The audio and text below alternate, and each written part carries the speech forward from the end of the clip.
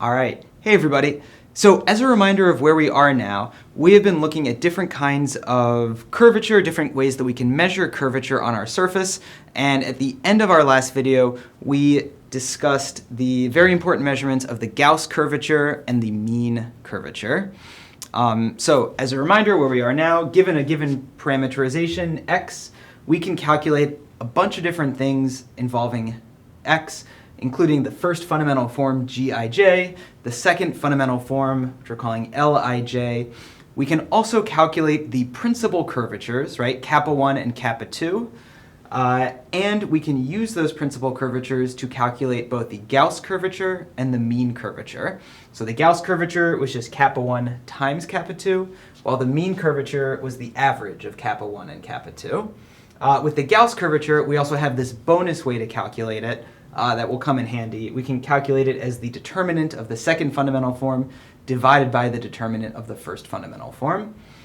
So what we're going to do in this video and the next is explore a couple, classifications of surfaces or a couple examples of surfaces that are very interesting in their own right, and they're described sort of implicitly by their Gauss curvature or their mean curvature. So in this video, we're going to be looking at so-called developable surfaces, which have Gauss curvature 0, and will save minimal surfaces with mean curvature 0. We'll save those for another video.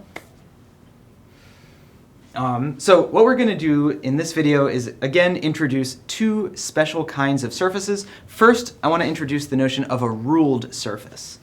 So a surface is called a ruled surface if it is the union of a differentiable one-parameter family of straight lines in R3.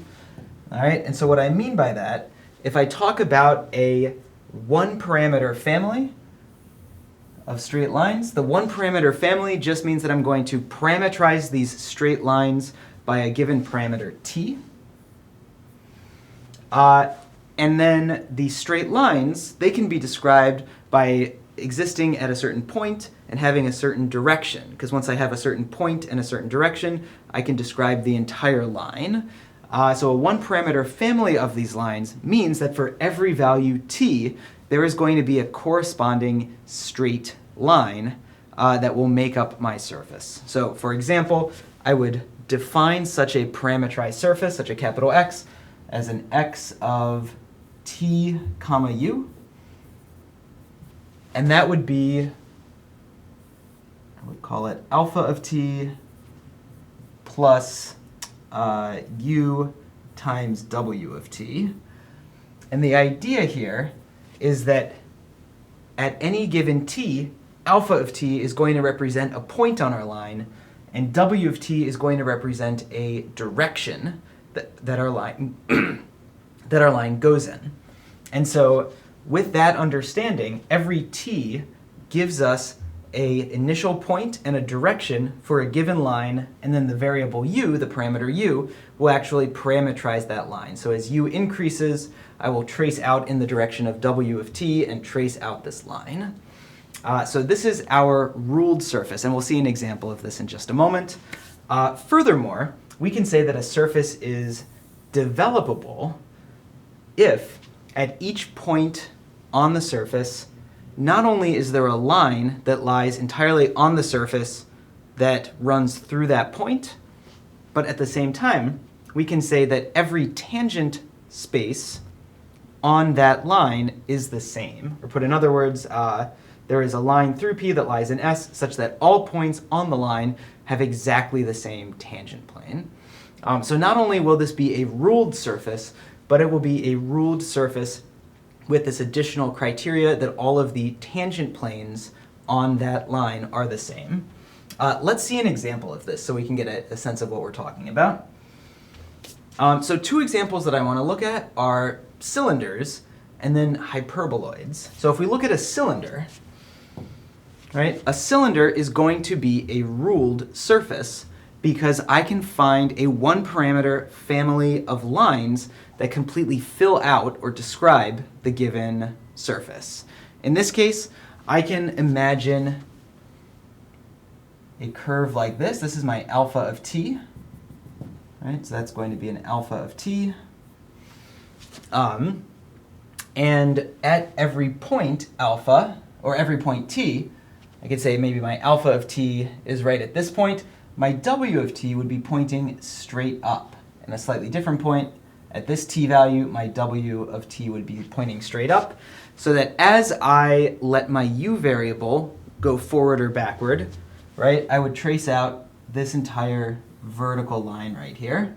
And similarly, over at this value t, as I let my u variable run, I would trace out this vertical line. So this is a ruled surface. It is made up of a bunch of different straight lines, and at any given point t, I'm looking at a new straight line.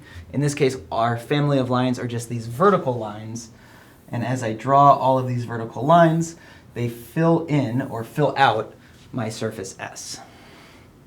Okay, so this is an example of a ruled surface. It turns out, perhaps surprisingly, the hyperboloid is also a ruled surface. Now to see this, right, we could have a similar alpha of t, and our lines here would be lines that are given at a slight slant, right? So maybe at my given t, my w would be pointing this way. If I go around here, my w would be pointing like this. So if I go to trace out my lines, the lines that I get would be these lines on the surface that end up sort of wrapping through the surface like this, or wrapping around the surface. But it turns out that this smooth-looking hyperboloid shape is a ruled surface that can be made up of straight lines all given at a specific angle, right? And as we sort of trace around the neck of this hyperboloid, these straight lines would give us the entire hyperboloid itself. So it turns out both of these are ruled surfaces, but only the cylinder is a developable surface. And to see that, we can identify that not only is it a ruled surface, but at one of these lines, let's say this line right here, right, my tangent plane at any given point on this line is going to be the same flat tangent plane. I go up here, it's going to be the same tangent plane, and the tangent plane will not change, right? On this side of the cylinder, that tangent plane will be the same tangent plane as I go up and down the cylinder. So that is in contrast to the hyperboloid, where my tangent plane, as I sort of trace through or trace down my line, my tangent plane will sort of twist in space, right? So my tangent plane down at this point of the line might be down here, while my tangent plane up here would be sort of twisted around. So what we'll see is that my cylinder is both a ruled and a developable surface, while my hyperboloid is not. It is just a ruled surface. The final thing that I just want to mention is that my definition of what my alpha of t and my w of t are need not be fixed for a given ruled surface. So in my cylinder example, right, if I wanted to draw a different cylinder, or let's say, I should say, if I wanted to draw the same cylinder but parameterize it differently, I could have a different curve, so maybe not this alpha of t, but maybe a beta of t, right? Notice that's not a flat circle anymore, it's sort of curling down, but if this was my beta of t, I could still define these w's, and I could still define a ruled surface with this beta of t. Right? And so we can have potentially different choices of alpha and different choices of w that define and parameterize our ruled surface. Now it turns out, right, and this is an important fact, that a developable surface happens to have Gauss curvature 0.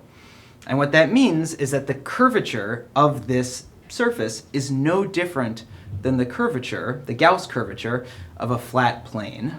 And indeed, the reason that we call these surfaces developable surfaces, or at least one way we can think about it, is that we can develop these surfaces by taking a plane or a piece of a plane and curling it into the appropriate shape. So for example, a cylinder, we can take a flat piece of paper and curl it around to form our cylinder, right? So any developable surface can be created this way. And as a result, developable surfaces have a wide range of applications far outside of the field of mathematics. Think about manufacturing, right? If you want to build something, it's often fantastic if you know that you can build it by taking a flat sheet of metal, let's pretend, and bending it into the appropriate shape.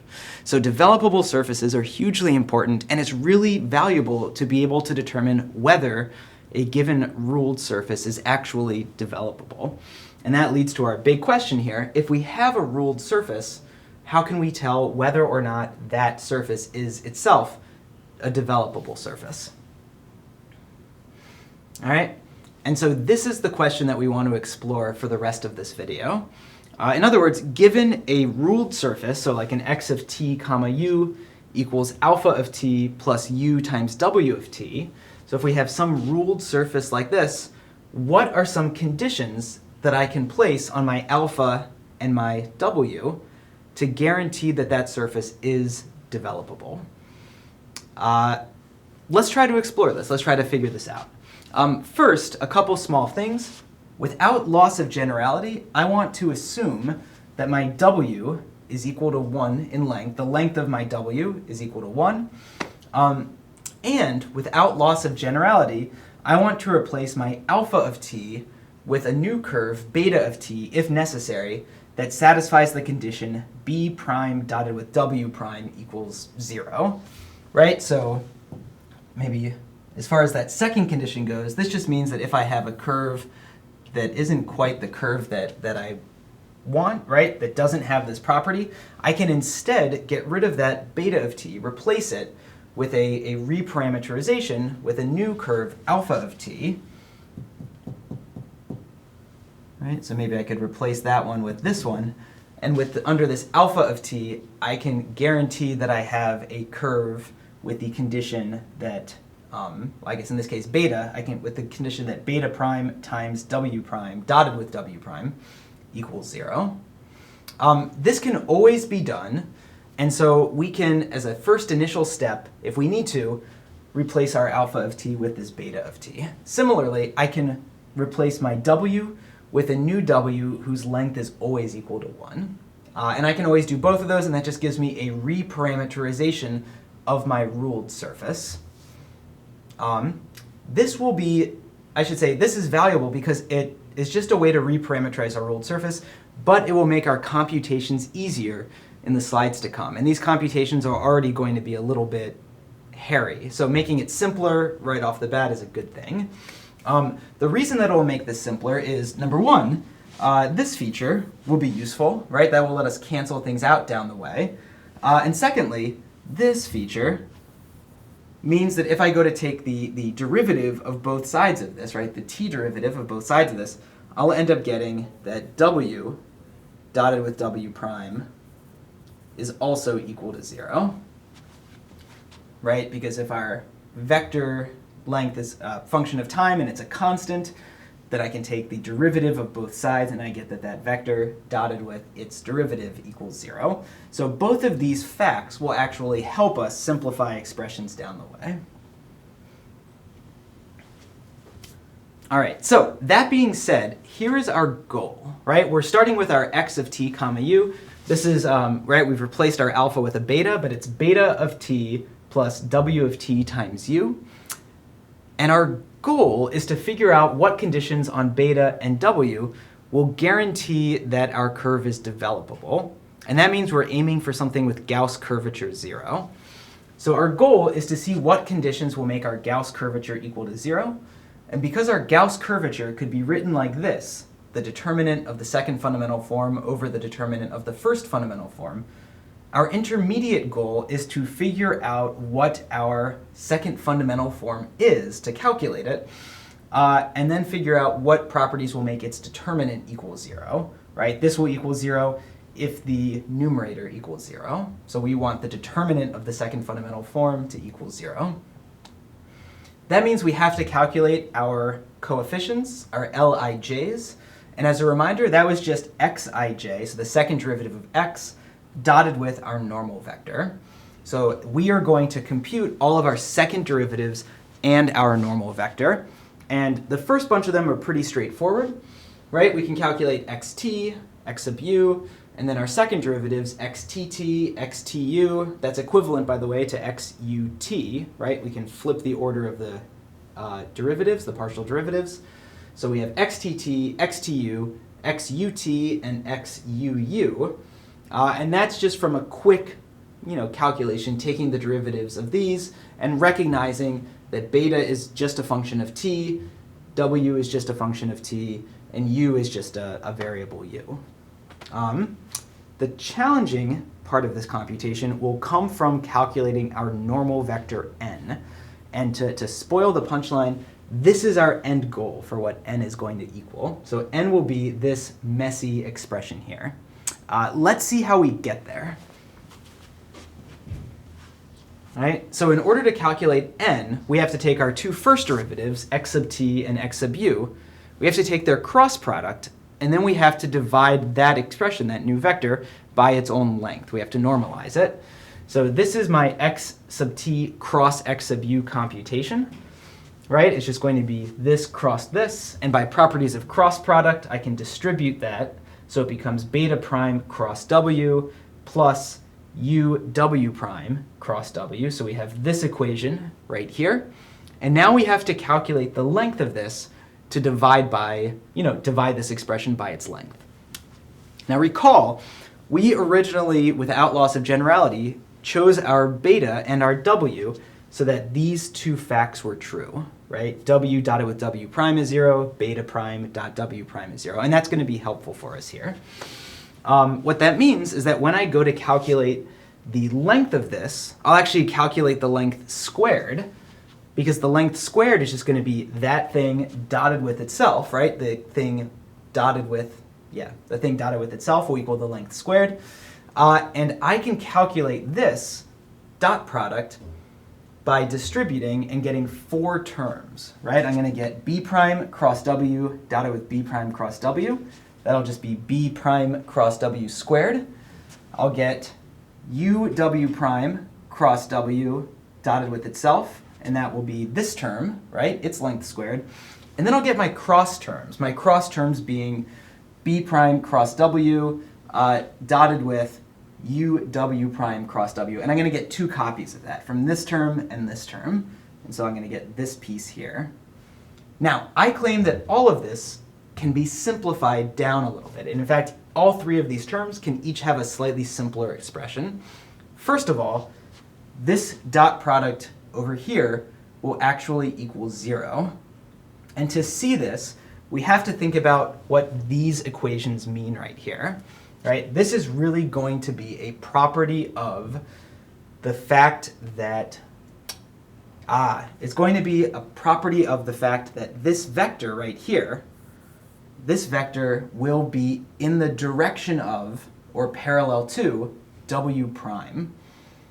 Now to see that, remember that b, there's a small typo, this should be a b prime, or a beta prime, right? So beta prime dot w prime equals 0, which means that beta prime is perpendicular to w prime. Similarly, w is perpendicular to w prime. And so if I have 2 vectors that are perpendicular to w prime and I take their cross product, right? They're perpendicular to w prime.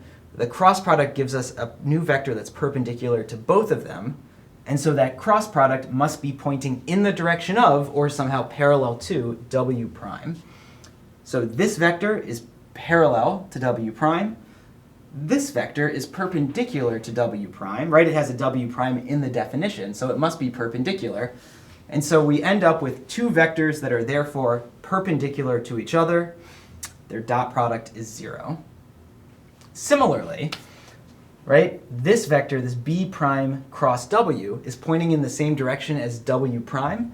And so I can rewrite it like this, right? I can take its dot product with w prime. That will give me the length squared. And then I can just divide by the length. So the expression in this expression right here can be rewritten into this expression inside the parentheses. And so that thing squared equals this thing squared. So we've rewritten that. And finally, this expression can be rewritten because the u as a coefficient will just pop out front. So this whole thing squared, we get the u squared out front. And w prime cross w as a vector, norm squared, Well, that will be the norm of w prime times the norm of w, right, times the sine of the angle between w prime and w by properties of cross product. So the sine of the angle between them, these two vectors are perpendicular, and the sine of that angle is 1, right? The sine of 90 degrees is 1. And w was chosen to have length equal to 1. So that piece just simplifies down to the norm of w prime squared. All right, so that was a lot, and that's a little confusing, but the takeaway message is that all three of these pieces can be rewritten and simplified. So when it comes time to calculate the length of this normal vector, it can be rewritten in this form down here, right, which is much simpler.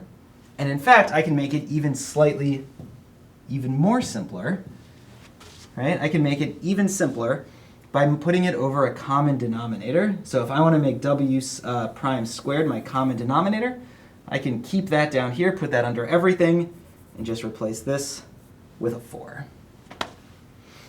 So this is my norm squared.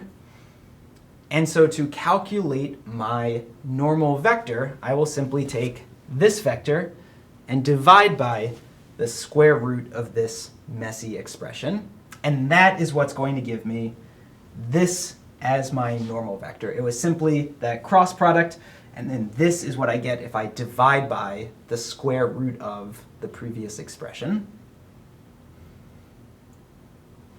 All right, so what is the takeaway message then? So if I've calculated my second derivatives and I've calculated my normal vector, the end result is going to give me my second fundamental form, which we can see here. So the second fundamental form is going to be a matrix. It's going to have this scalar multiplied by everything. So I just pulled that out to make it look nicer. And the second fundamental form itself is going to be this 2 by 2 matrix. And this is what I am trying to determine. I should say this is the matrix whose determinant I am trying to set equal to 0. So there's a question then of when will this determinant equal 0? Well, this expression is really ugly, but when I go to take the determinant, it's going to be that times 0, and I won't even really care about this. All that's left over is what I get when I say, that times 0 minus this thing times itself, right? And so the determinant of this second fundamental form will equal 0 if and only if this thing, so 0, minus this thing, which is just this piece squared, equals 0, aka our determinant will equal 0 and our surface will be developable if and only if the expression right here, so this is the triple product of beta prime cross w dotted with w prime, so the triple product of those three vectors will equal 0. So our surface is developable and the Gauss curvature equals 0 if and only if this expression is equivalently 0. And that's great. That's fantastic. It turns out we can actually do one better because we made these initial choices to make sure that beta had this nice property, right? We replaced our alpha with our beta. We replaced our w with an equivalent w of unit length. It turns out that reverting back to our original alpha, reverting back to our original w, will not change the value of this quantity here, right? So replacing our beta with our original alpha, replacing our w, will not change this. So this turns out to be equivalent to our original alpha cross our original w, dotted with our original w prime being equivalently 0. And that is the theorem that we get at the end of this. In order for our ruled surface, so any surface that's written in this form right here, to be a developable surface with Gauss curvature equivalently equal to 0, this will be true if and only if this triple product is itself equal to 0. And that gives us a very quick and straightforward way to check and see if a ruled surface is in fact developable.